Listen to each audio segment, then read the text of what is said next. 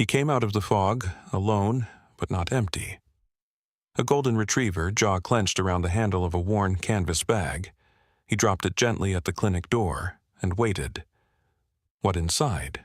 A newborn, barely alive, no name, no note, no chance, except for him.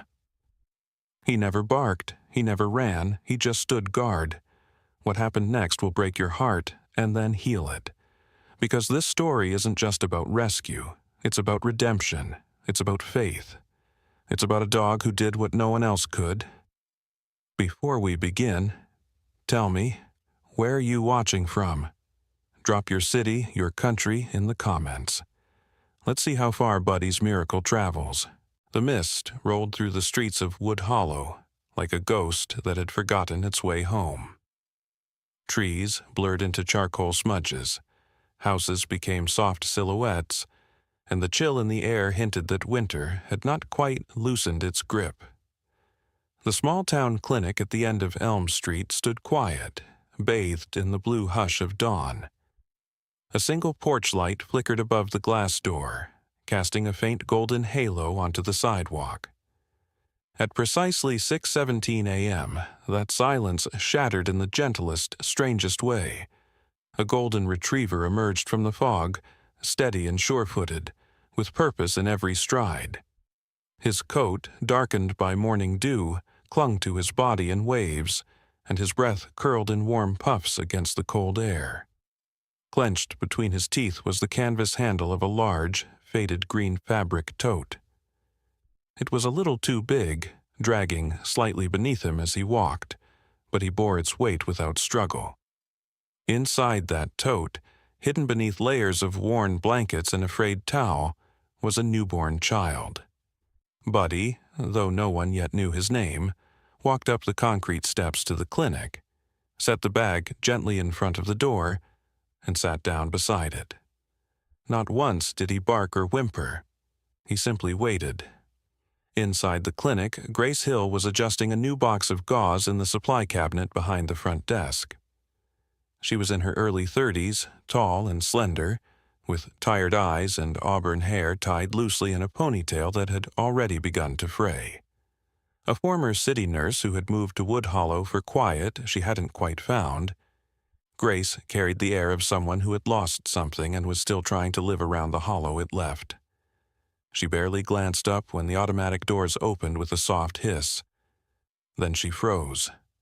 A dog was sitting in the doorway, not wandering, not lost, sitting, still, alert. At his paws lay a soaked canvas tote. For half a second, Grace couldn't move. Her brain tried to make sense of what she was seeing. A dog carrying a bag. Why? What kind of... Then the bag moved. She dropped the gauze box, bolted from behind the counter, and crouched beside it, hands fumbling with the wet zipper. Her breath caught the second she saw a flash of pale skin. She tore back the towel. "Oh my God," she whispered. "There's a baby!" Her voice cracked as instinct took over. She snatched the child into her arms and shouted, "Code Blue! Front intake!" The hallway exploded with footsteps and voices. Doctors and nurses poured into the lobby like a flood. One nurse grabbed a bassinet. Another set up oxygen. Grace laid the baby down as someone wrapped a thermal blanket around him. He was limp. Skin like wax. No sound, chest rising, but only barely. "He's hypothermic and dehydrated," someone barked. "Start O2, get a line in." "Move." The team sprang into motion. Only Grace paused for a breath and turned back to the dog. He hadn't moved. He sat where she had left him, fur damp, chest rising and falling, eyes locked on the baby. She didn't know why, but she said softly, "Stay there, okay?" He did. In the emergency room, the baby was stabilized, barely. An oxygen mask covered his tiny face, and his heart rate ticked slowly on the monitor. His hands were cold, curled like dried petals. Dr. Marcus Lewin took over care. A thin, angular man in his late 60s, Marcus had worked through riots, hurricanes, and a cancer battle of his own. His white hair stood in tufts, and he wore glasses so old the rims were worn to copper. But his hands were steady, and his voice never shook, except now. "This boy is on the edge," he said. "I want neonatal notified, and I want full vitals every 5 minutes." Grace nodded, her focus razor sharp. Still, her eyes kept flicking to the window where Buddy now stood, staring in, unmoving. Later, when the baby's pulse had steadied and his breathing no longer wheezed like a rusted bellows, Marcus leaned on the counter and looked at Grace. "You said the dog brought him?" She nodded slowly. Walked in through the fog, carried the baby in a tote bag, placed it at the door, sat down, watched us the whole time. Marcus rubbed his jaw. "Most dogs run when they're shouting, not that one. He hasn't left the window. He won't," Marcus said quietly. He knew. Somehow, he knew. Grace walked to the window and crouched. "Hey," she whispered. The dog tilted his head. "You're not just a stray, are you?" He blinked. She glanced down at the bag. Mud smeared. Old, but lined carefully with blankets. Soft ones, not rags, not garbage. Clean. Whoever sent this child had tried to protect him. Or maybe the dog hadn't just been told to carry him. Maybe the dog had decided to. Buddy gave a low breath, almost a sigh, and stayed. Outside, the mist was lifting. Inside, something had already changed. Inside the emergency ward, a heavy quiet settled over the room, broken only by the mechanical rhythm of beeping monitors and the soft hiss of oxygen flowing through tiny tubes.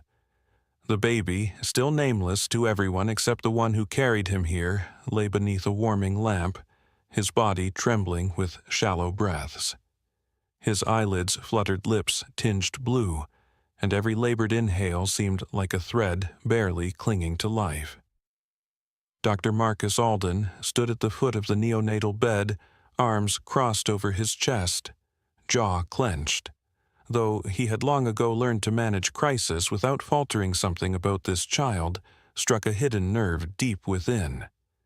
Perhaps it was the stillness in the baby's fight, the silence before every gasp, or perhaps it was the presence of the dog outside the glass partition, seated like a statue carved from gold and willpower. Marcus's thoughts flickered back 15 years. He had been holding his own son's tiny body in a similar ward when the machines had stopped. Since then, he'd grown grayer, heavier with invisible weight, and colder in his assessments. But now, staring at this tiny life that arrived on the jaws of a golden dog, his chest tightened again in a way he hadn't felt in years. Pulse, he barked. Improving. Oxygen saturations creeping up. 91% and climbing, responded Nurse Ellie, a woman in her mid-30s, with close-cropped hair and steady hands known around the ward for her calming presence even in chaos. Grace stood across from her, repositioning the oxygen cannula and gently tapping the baby's foot to elicit a reflex. Her voice was lower now, her urgency transitioning into focus. Body temperature's stabilized. He's responding, but still shallow. We need fluids. An intern, a nervous young man named Dev Patel, hovered nearby. With his pressed white coat too large for his thin frame, and glasses slipping down his nose, he moved with jittery precision. "IV line secured," he said, exhaling as the fluid began its slow drip into the child's tiny arm. Outside, through the hallway window, Buddy sat facing the room. His tail lay still behind him, his head slightly tilted, ears forward. Despite his matted fur and the flecks of dried blood near his right paw, possibly cut during his run, he remained motionless, alert, and oddly regal. Nurse Ellie looked out the window, voice softening. "That dog hasn't moved once." Grace nodded, not looking up from the baby. It's like he knows he can't leave until the boy's safe. Marcus's voice broke the spell. Dogs have instincts we'll never fully understand. Meanwhile, the waiting room began to stir. The janitor Jim returned with a cup of coffee and leaned against the doorframe watching the scene unfold with furrowed brows. He'd served through countless late-night emergencies but had never seen a dog bring in a baby. Whispers had started among the skeleton staff on shift. Phones buzzed. Word was spreading through the town already. The hospital's night administrator, a woman named Linda Brooks, arrived wrapping her cardigan tighter around her shoulders. In her early 50s with short silver hair and the no-nonsense demeanor of someone who'd seen it all, Linda didn't scare easily. But even she hesitated when she caught sight of Buddy sitting so still. He just came in here like he knew where to go. She asked Jim, who gave a slow nod. Didn't bark, didn't growl. Just walked straight in with the baby in his mouth. Linda shook her head. We need to notify the sheriff. There's a mother out there somewhere. Inside the emergency room, Marcus watched the baby's numbers climb slowly on the monitor. We're stabilizing, he said, finally stepping back. But he's not out of the woods. Keep him monitored. I want updates every 5 minutes. Grace exhaled deeply for the first time since the dog walked in. She glanced down at her gloves now smudged with formula sweat and a drop of blood from where she'd pricked the child's heel. She pulled them off, tossed them into the bin, and turned to look out at Buddy again. She stepped into the hallway. The moment the door opened, Buddy's ears perked.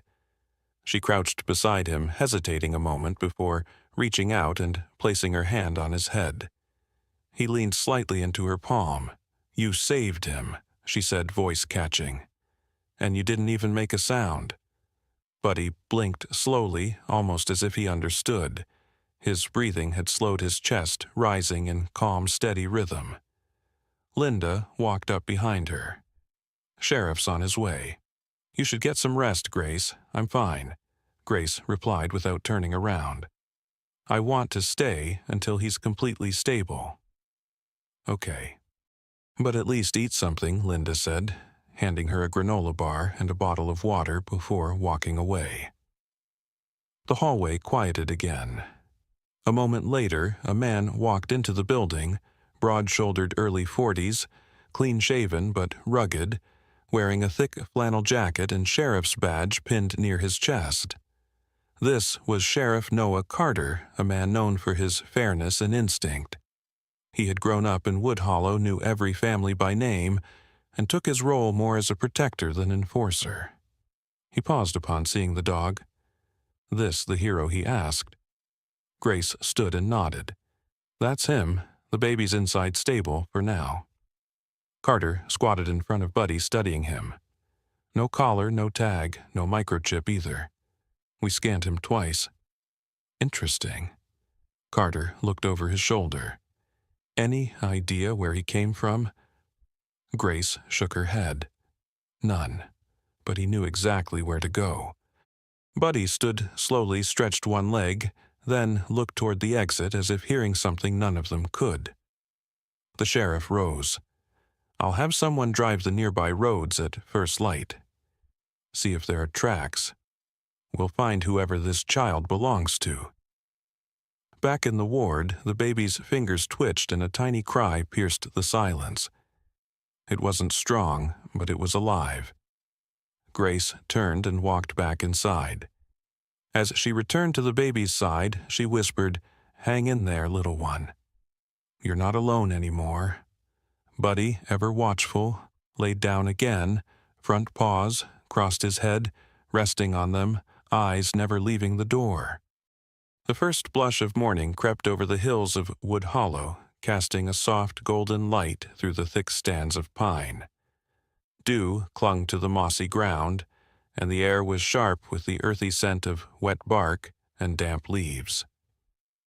Sheriff Noah Carter pulled his collar up against the cold as he watched Buddy the golden retriever sniff the ground and glance back expectantly. Noah was a man in his early 50s, built broad and sturdy, like the oaks that lined the town square. His dark hair was threaded with silver, and lines creased the corners of his steady brown eyes, carved there by years of hard choices and long nights. He carried himself with a calm authority, the kind born of a life spent protecting people too small to defend themselves. Beside him, Deputy Hannah Reyes adjusted the strap of her utility vest. She was lean and athletic, with a keen, watchful gaze, and her black hair was tucked neatly under a dark green beanie. She said little, preferring action to conversation, but the slight tension in her shoulders betrayed her unease at the unfolding mystery. Buddy let out a low chuff and took off at a steady trot, leaving the clinic and the town behind. Noah and Hannah followed without a word. The retriever led them along a narrow footpath that twisted into the forest, swallowed quickly by towering pines and heavy mist. The deeper they went, the more the town seemed to vanish, replaced by the solemn hush of ancient woods. The path curved and narrowed, and then quite suddenly the trees opened into a clearing, and there it stood, a small wooden house, lonely and still, amidst the sea of green. The house was old but not abandoned. Its timbers were weathered to a soft gray, and the shingles on the roof curled at the edges like peeling bark. A stone chimney leaned precariously to one side, and the porch sagged slightly under the weight of years. Yet there was life here. The faint trace of smoke rose from the chimney, and a battered tricycle rested against the porch rail. Buddy sat down at the edge of the clearing, his tail sweeping slowly across the damp grass. He watched the house with an intensity that set Noah's instincts on edge. "Looks like someone's still living here," Hannah said under her breath. Noah nodded, his hand resting casually on his belt near his radio. "Stay sharp." Before they could approach, movement caught their eyes at the tree line. A figure emerged, jogging toward them, a boy no older than 12, wearing a worn-out hoodie and sneakers caked in mud. His hair was a wild mop of blonde curls, and his cheeks were flushed from exertion. He slowed when he saw them, his expression shifting from alarm to curiosity. "Hey," Noah called gently, stepping forward. "You live around here?" The boy hesitated, kicking at a rock with the toe of his shoe. "Sort of. My grandma's house is about half a mile that way," he said, jerking a thumb over his shoulder. "What's your name?" Hannah asked, her voice kind. Ethan Moore."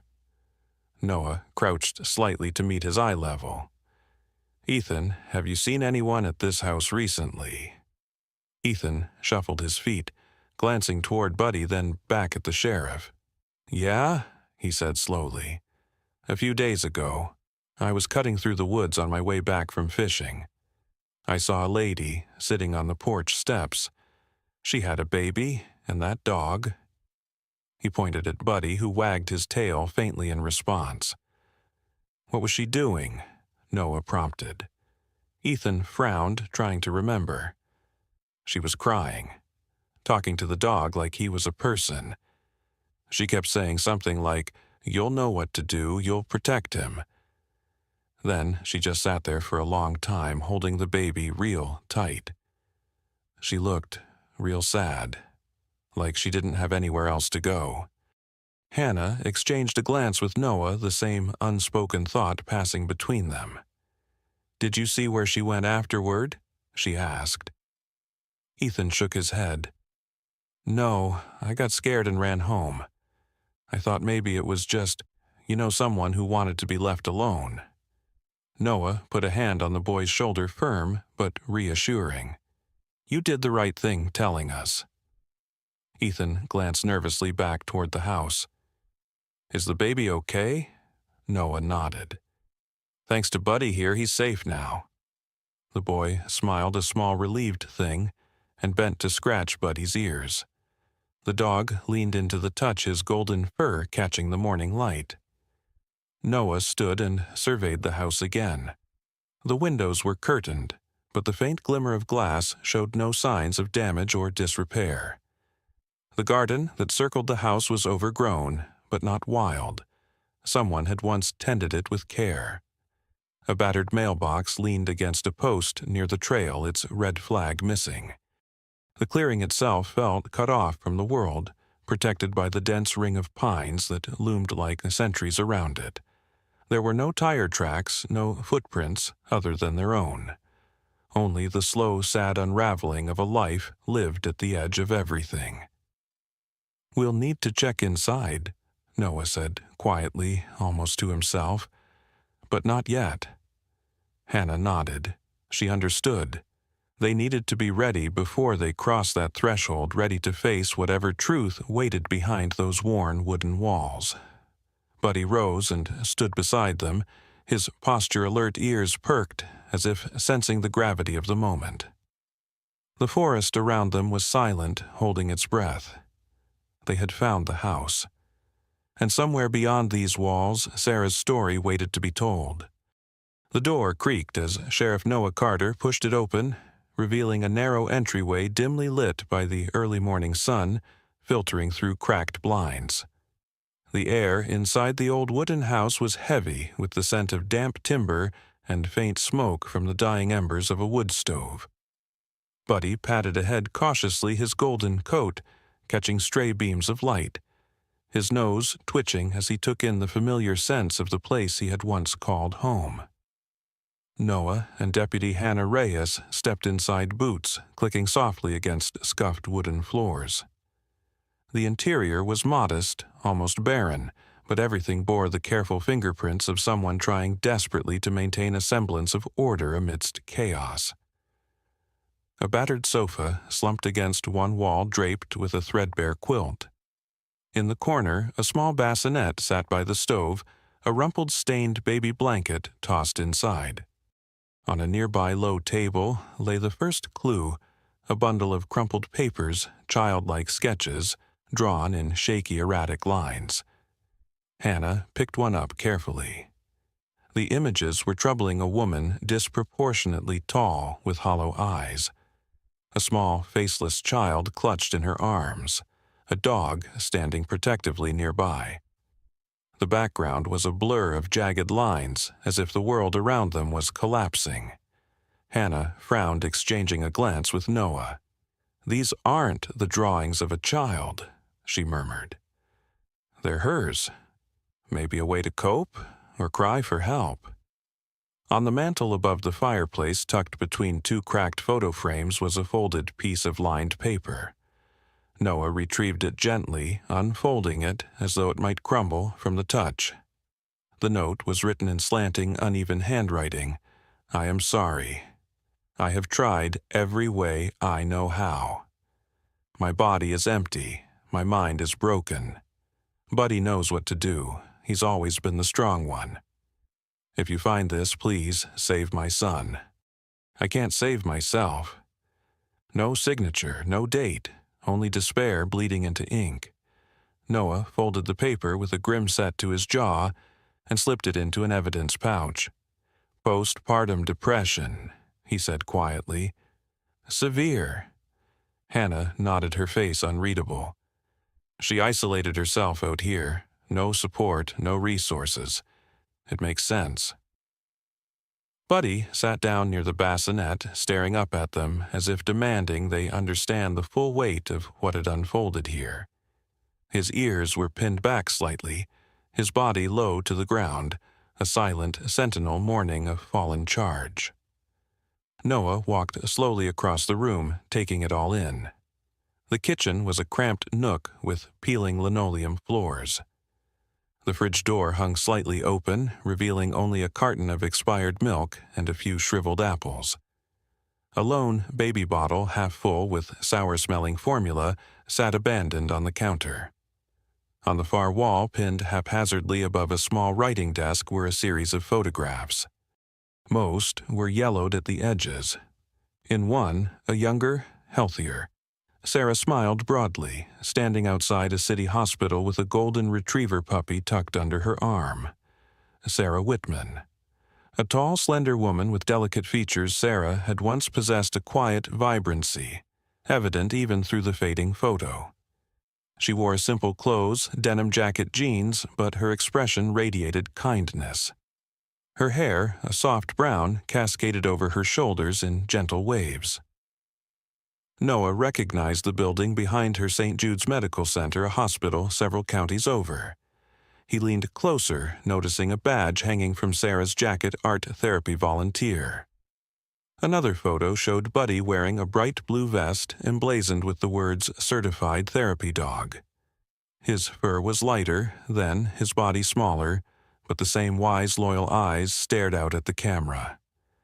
Beneath the photographs, handwritten in blue ink on a note card, were the words, "After Mrs. Crane passed, Buddy needed someone. So did I." Hannah read it aloud, her voice soft. "Mrs. Crane must have been his original handler," Noah said. "After she died, Sarah must have adopted Buddy. They healed each other, at least for a time."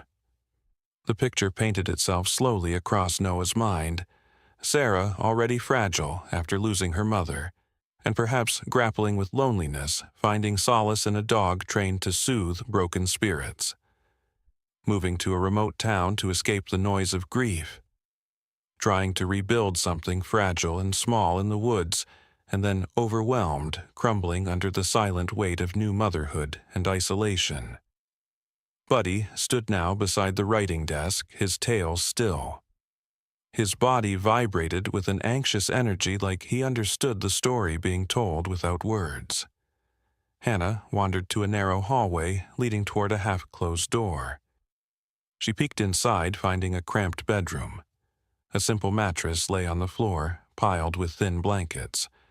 In one corner, an overturned crate served as a makeshift crib padded with more folded towels. Scattered beside the mattress were a few more drawings, this time simple, innocent attempts. Clumsy hearts, a sun with crooked rays, a stick-figure woman standing beside a small child and a golden dog. Hannah gathered them carefully. "She never stopped loving him," she said under her breath, even when she thought she couldn't survive. Noah crouched beside Buddy, scratching behind his ears.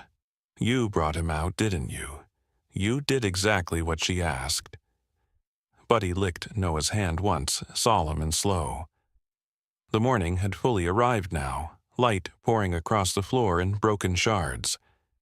In the distance, the woods whispered with the wind. Noah stood slowly. "She's not here," he said, "but she might not be far." He cast one more look around the small worn home, a place built from the remnants of hope and despair alike, before leading the way back outside. But he hesitated a moment longer inside, nose to the ground, before following. The search was not over. Not yet. The sharp scent of pine and damp earth still lingered as Sheriff Noah Carter and Deputy Hannah Reyes emerged from the small wooden house. Behind them, Buddy followed, his golden fur dulled slightly by dust, but his stride purposeful, as if he understood their mission was not yet complete. The clearing stretched around them, hemmed in by towering trees whose dark shadows receded with the rising sun.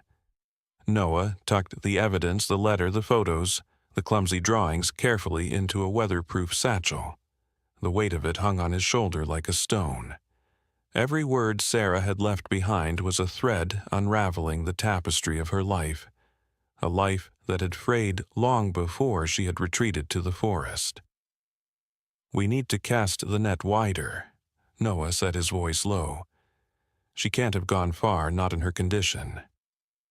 Hannah nodded already, radioing in for assistance. Within an hour, a small search party was formed, 2 more deputies, a local volunteer named Marcy Hale, a stocky woman with sharp eyes who ran the town's general store, and Buddy, who refused to leave Noah's side. Marcy bundled in a heavy parka, adjusted the strap of her binoculars as she listened to the briefing. She was in her late 40s, face tanned from long days spent outdoors, and though she rarely smiled, she had a reputation for being reliable and fiercely protective of the townspeople. The group fanned out through the woods, sweeping through the underbrush, calling Sarah's name. They followed animal trails, checked abandoned shacks, combed the banks of a nearby creek. As the sun rose higher, the frost on the ground melted into mud, and every footprint was harder to read. It was Hannah who spotted the first clue, a crumpled green scarf snagged on the branch of a low bush. It matched the one Sarah wore in the photograph they had found inside the house. "She's heading downhill," Hannah said, pointing toward a faint muddy trail. Noah narrowed his eyes. "Toward the old highway." They pressed on. Buddy's nose twitched, his body tensed, and he broke into a steady trot. They followed him without hesitation, winding through the thinning trees until the forest gave way to a weedy, cracked strip of asphalt, the remnants of a road abandoned decades ago when the main highway was rerouted. And there, at the edge of the clearing, sagging against a rotting bench, was an old bus stop shelter. Its plastic roof shattered in places, the metal frame rusted and bent by time. Inside, curled on her side, like a child, lay Sarah. Noah's breath caught for a moment. From a distance, she looked impossibly small, her frame bundled beneath the tattered flannel jacket they recognized from the house. Her hair, once loose and flowing in the photographs, was now tangled and matted against her face. Her legs were pulled tight against her chest, arms wrapped around her body, as if to ward off the cold that clung to her skin like a second death. "Sarah," Hannah called, approaching cautiously. No response. Noah moved faster, crossing the broken asphalt in long strides. He knelt beside her, careful not to startle her. Up close, Sarah's condition was even worse. Her face was gaunt cheekbones sharp under papery skin. Her lips were cracked, her fingernails dirty and broken. Despite the cold, her forehead was slick with fevered sweat. He reached out, placing 2 fingers gently against her throat. A pulse, weak, thready, but there. "She's alive," he barked over his shoulder. Hannah radioed immediately for medical support while Marcy hovered nearby, stripping off her outer jacket to bundle around the unconscious woman. As Noah knelt, Sarah stirred faintly. Her eyes fluttered open, dull, unfocused blue-gray eyes clouded with exhaustion. For a heartbeat, she seemed not to recognize him. Then her gaze shifted slightly, catching sight of Buddy standing a few feet away, tail, low ears pinned back. A tear slipped down Sarah's dirt-streaked cheek. "Buddy," she croaked, her voice little more than a breath. Buddy inched closer, lying down beside her, resting his muzzle near her hand. She struggled weakly to lift her fingers, managing only to brush them against his fur before her eyes slipped closed again. "Stay with me, Sarah," Noah said firmly, squeezing her hand gently. "You're safe now. We've got you." As they waited for the ambulance, Hannah knelt beside him, her face tense. "She's severely dehydrated, malnourished. Lucky she lasted even this long." Marcy hovered over them, arms crossed tightly against her chest. "Damn shame," she muttered. "No woman should have to fight like this alone." Noah glanced up at the battered shelter around them, the broken plexiglass panels, the graffiti scrawled across rusted beams. A place built for waiting, forgotten by the world. It seemed fitting somehow that Sarah had ended up here, caught between places, clinging to a final thread. When the paramedics arrived, a pair of young, brisk professionals, they moved quickly but gently, lifting Sarah onto a stretcher, wrapping her in warming blankets, and starting an IV drip on site. She stirred again as they loaded her into the ambulance, eyes flickering open just long enough to find Buddy's golden form trotting faithfully beside her. Inside the ambulance, as they prepared to transport her, Noah stayed at her side. One of the paramedics, a sandy-haired young man named Travis, glanced at Noah as he adjusted Sarah's oxygen line. "Family?" Travis asked. Noah shook his head. In a way, Sarah's story was still unwritten, her fate uncertain. But for the first time in what must have been months, she was no longer alone. The ambulance lights cut a bright path through the misty streets of Wood Hollow as it raced toward the small community hospital. Inside, the air was thick with urgency and the quiet whir of machines. Sarah Whitman lay still on the stretcher, bundled under thick blankets, her skin pale and clammy, but her chest rising steadily with each assisted breath. Her tangled hair framed her face like a broken halo, and her delicate hands, roughened from hardship, twitched occasionally, as if searching for something or someone. Sheriff Noah Carter rode in the front seat, silent and tense. Beside Sarah, Buddy lay sprawled on the floor of the ambulance, his nose resting against the stretcher's frame. His golden coat was dulled with dust and travel, but his eyes remained bright and watchful, never straying far from the woman who had once saved him and whom he had now saved in return. When they arrived at Wood Hollow Community Medical Center, Grace Hill was already waiting in the emergency entrance. Her auburn hair, usually tucked neatly under a cap, hung loose today, curling slightly from the morning damp. Her gray-blue eyes, sharp with focus, but soft with empathy, widened when she caught sight of the figure being unloaded from the ambulance. "This way," she called, guiding the paramedic swiftly into a side room already prepared for critical care. Grace was a woman who had learned to wear her grief like a second skin after losing her firefighter husband the previous winter. She carried herself with quiet resilience, but there were moments like now where the old cracks showed through, glinting under the pressure of memories, too sharp to fully heal. As Sarah was stabilized and monitored, Grace turned her attention briefly to Buddy, who sat obediently just outside the hospital room door. He refused to move his chest, rising and falling in slow, steady rhythm. Several nurses glanced at him curiously, whispering to one another, but none dared to ask him to leave. Inside the room, Sarah began to stir. Her eyelids fluttered weakly, and after a few agonizing minutes she opened her eyes fully, blinking against the harsh white of the hospital lights. "Where?" Her voice cracked, hoarse and dry. Grace leaned over her gently. "You're safe, Sarah. You're at Wood Hollow Medical Center. You've been very sick, but you're stable now." Sarah's brow furrowed. "My baby," she whispered, panic flooding her eyes. Before Grace could answer, Noah stepped into the room, his broad frame filling the doorway. In his arms was a tiny sleeping bundle wrapped snugly in fresh hospital linens, a newborn boy, cheeks flushed with new life, an oxygen line taped gently under his nose. At the sight, Sarah broke. Tears welled instantly, spilling down her hollow cheeks in heavy, unrestrained sobs.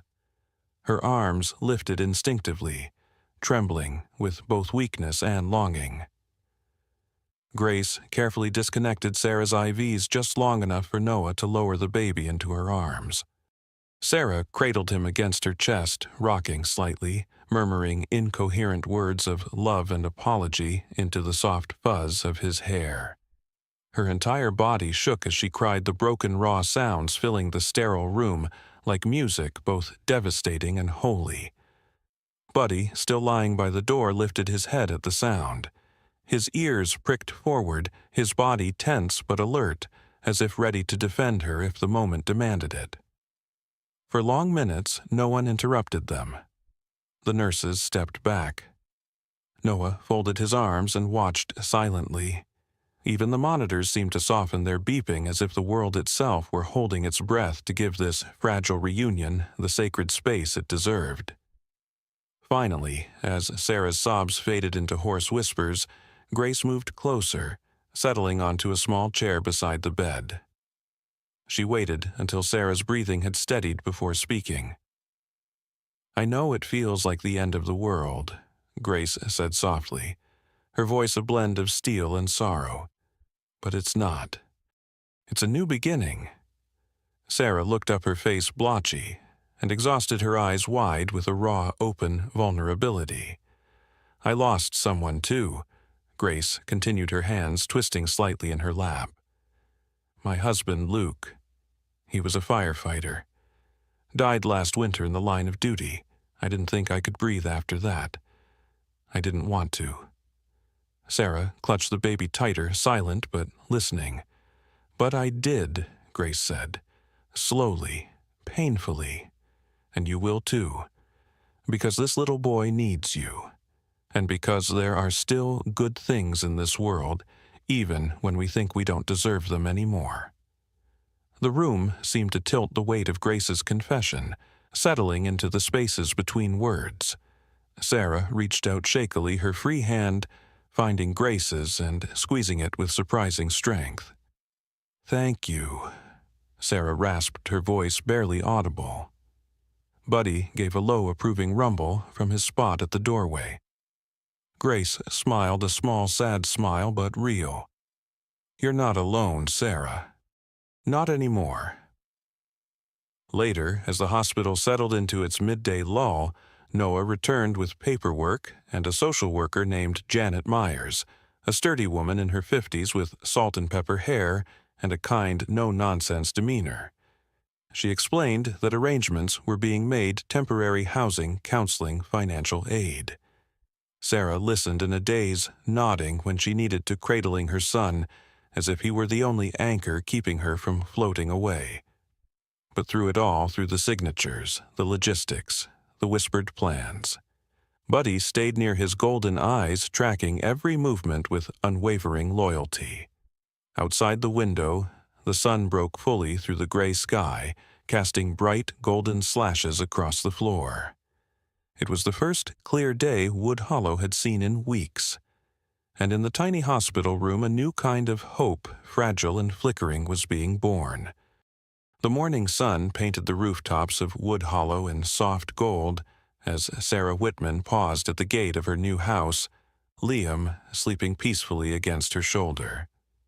The infant, named Liam in honor of the new life he symbolized, stirred slightly under the warmth of the knitted blanket wrapped around him. Sarah tightened her grip, steadying both herself and the overwhelming tide of emotions that threatened to break free. The house itself was modest, a single-story white cottage with a sagging porch and a picket fence in need of a fresh coat of paint. But it stood proudly at the corner of Elm and Willow Streets, right across from the town's elementary school and a small leafy park. To Sarah, after months of isolation and fear, it was more beautiful than any mansion could ever be. Buddy trotted ahead, his golden fur gleaming in the light, his tail wagging slowly as he inspected the tiny front yard where early spring daffodils had been planted by volunteers from the town's church group. Everything about this place whispered of new beginnings. Inside the living room was simple but cozy. A well-worn couch lovingly donated by Marcy Hale sat against the far wall, its cushions fluffed and covered with a handmade quilt. The sunlight from the bay window cast a welcoming glow on the wooden floorboards. In the small kitchen, battered but reliable appliances lined the counters, their surfaces sparkling clean. Sarah moved carefully through the house, her thin frame still regaining strength after months of malnutrition and exhaustion. She wore a loose sweater donated by the town's charity drive, the sleeves rolled up to reveal arms that, while still frail, no longer trembled from weakness. She placed Liam gently into the bright yellow crib set near the window, running her hand lightly over the soft fleece lining. Buddy settled nearby, curling into a protective ball at the foot of the crib. His eyes, intelligent and steady, remained fixed on Liam, ever the silent guardian. There was a knock at the door. Sarah wiped her hands on her jeans and opened it to find Ethan Moore standing on the stoop, a wide grin lighting up his freckled face. He wore a Mariners baseball cap pulled low over his messy blonde curls and clutched a small ragged teddy bear in his arms. "Hi, Miss Sarah," Ethan said shyly. "I brought this for Liam. It's kinda old, but it kept me safe when I was little. Maybe he'll like it too." Tears pricked the corners of Sarah's eyes, but she smiled warmly. "That's very kind, Ethan. Come on in." Ethan bounded inside, immediately drawn to Liam's crib. He placed the bear carefully beside the sleeping baby, his face full of earnest pride. Buddy gave a low chuff approving the offering and wagged his tail once.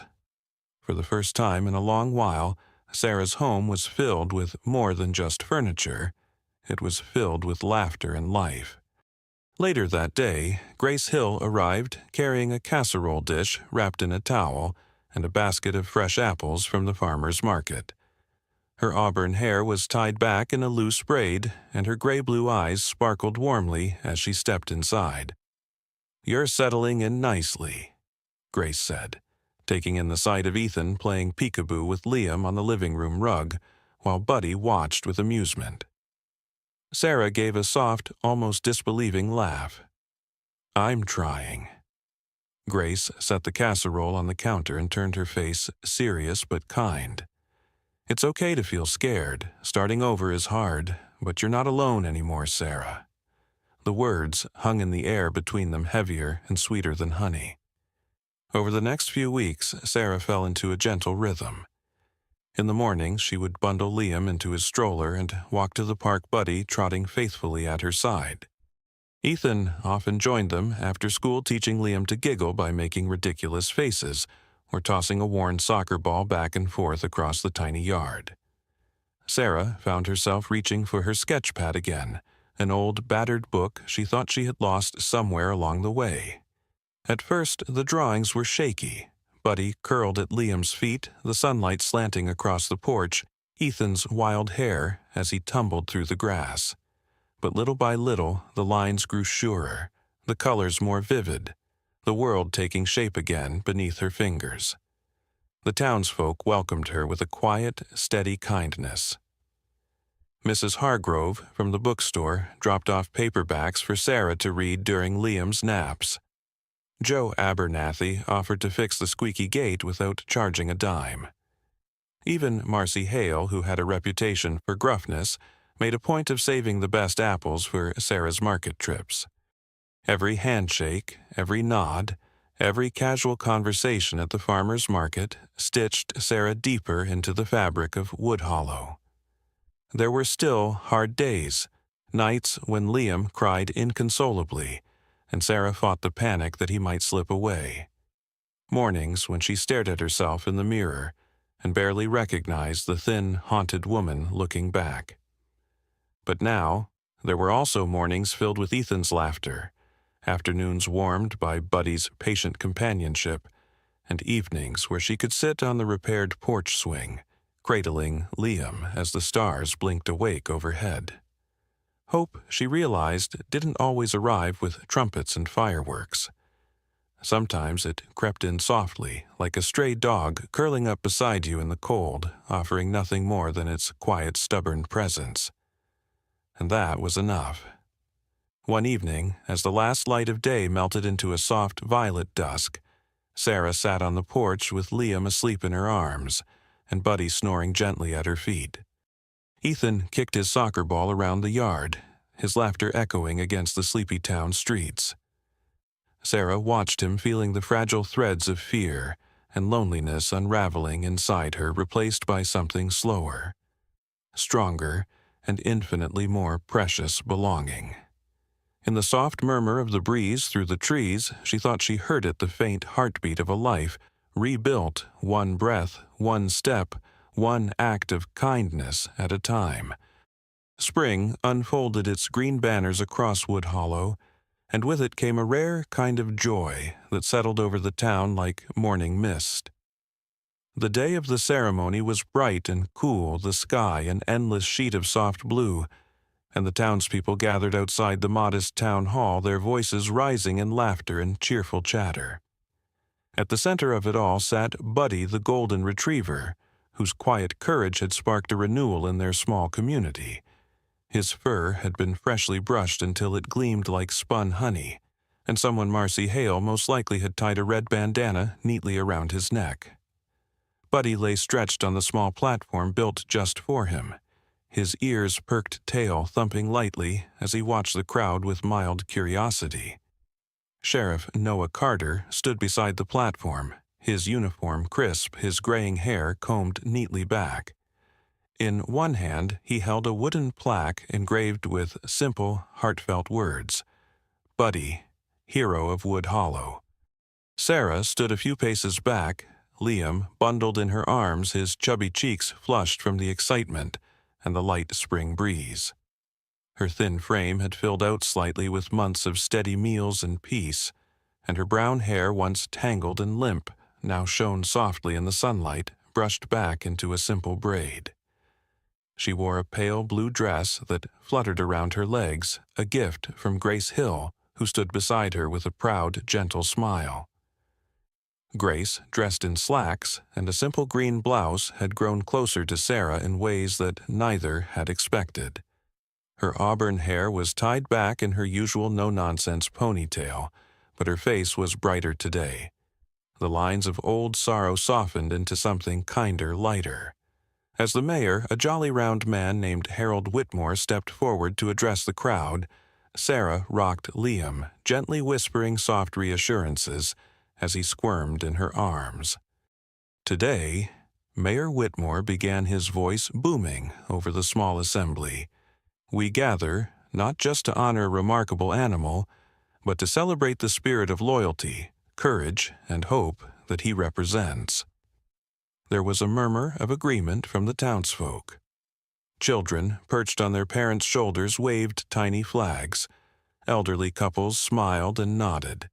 Even Ethan, freckle-faced and grinning, stood proudly beside his grandmother near the front. Whitmore continued, Buddy's bravery not only saved young Liam, but also reminded us all that even in the darkest times there is light, and sometimes that light comes on 4 paws. The crowd laughed warmly. When the plaque was finally handed over, Buddy gave a soft bark, almost as if acknowledging the honor.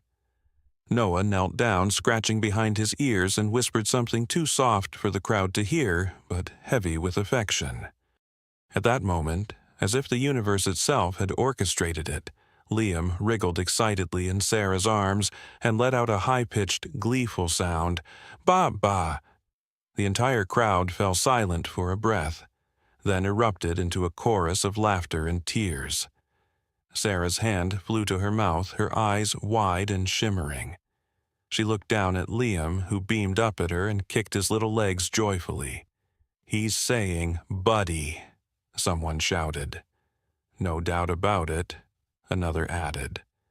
Buddy lifted his head at the soundtail, wagging furiously, and trotted over to Sarah and Liam, sitting primly at their feet. Liam reached out clumsily, grabbing a handful of Buddy's soft fur, giggling delightedly. The name stuck. From that day forward, Liam's first word was proudly declared to be Buddy, or rather Bay-Ba, and no one dared argue otherwise. After the ceremony, Sarah stood aside, watching as people milled around, eager to pet Buddy or snap a photo. Noah approached her, his hands tucked into his belt, a warm grin creasing his weathered face. "You did good, Sarah," he said quietly. Tears threatened, but she blinked them back. "No," she said, smiling down at Liam. "Buddy did good." Buddy, lying sprawled in the grass, seemed utterly content with his new fame, accepting every pat and scratch with royal grace. Later that week, Grace approached Sarah with a proposition. Sitting at Sarah's kitchen table over mugs of herbal tea, she outlined her idea with a spark in her gray-blue eyes. "I've been thinking," Grace said. "Buddy has such a gift, the way he calms Liam, the way he knows when someone needs comfort. It's not something you see every day." Sarah nodded, listening. "I spoke with Dr. Langston at the pediatric ward," Grace continued. "They've been looking for a therapy dog. I thought, maybe when you're ready and Liam's old enough for daycare, Buddy could help other kids too." Sarah's first instinct was resistance. The idea of letting Buddy go, even temporarily, made her heart clench. But as she looked over at Buddy, snoozing peacefully beside Liam's crib, she realized that love wasn't about holding on tightly. It was about letting those you cared for do what they were meant to do. Tears prickled her eyes, but she smiled. Buddy would love that. And so it was decided. Buddy would split his time still, Sarah and Liam's loyal companion, but also a healer once more visiting the hospital a few days each week under Grace's care. The transition was seamless. The children adored Buddy, whose calm presence soothed tantrums, eased nightmares, and brought laughter to hallways that too often echoed with fear. Grace handled his hospital schedule, ensuring he was never overwhelmed, always loved. Sarah, meanwhile, blossomed in her new life. She enrolled in art classes at the community center, slowly rebuilding her skills. Liam grew strong and curious, babbling constantly, his favorite word still and always, Baba. Every evening, Buddy returned home, his golden coat slightly rumpled from children's hugs, to find Sarah and Liam waiting on the porch, arms open wide. Buddy would gallop the last few steps, barking joyously as if every homecoming was a miracle. And in truth, it was. For Sarah, for Liam, for the town of Wood Hollow, and for a golden retriever who had once carried not just a baby, but hope itself between his gentle jaws. Sometimes miracles do not come wrapped in thunder and lightning. Sometimes they arrive quietly on soft paws in small acts of kindness through the hands of people who simply choose to care. Buddy's story reminds us that God's love often shines brightest through the simplest of actions: a faithful heart, a helping hand, a child's first laugh. When we open our hearts to love, loyalty, and forgiveness, we become living proof that miracles are not rare. They are all around us, waiting for someone to believe. In our everyday life, may we remember to be the reason someone else feels seen, saved, and loved. Because sometimes being someone's miracle is the greatest blessing we could ever receive. If this story touched your heart, please share it with others. Leave a comment below to tell us your thoughts. And do not forget to subscribe to our channel for more inspiring journeys like this. May God bless everyone who reads and watches, filling your lives with unexpected miracles. If you believe that miracles still happen every day, type Amen in the comments.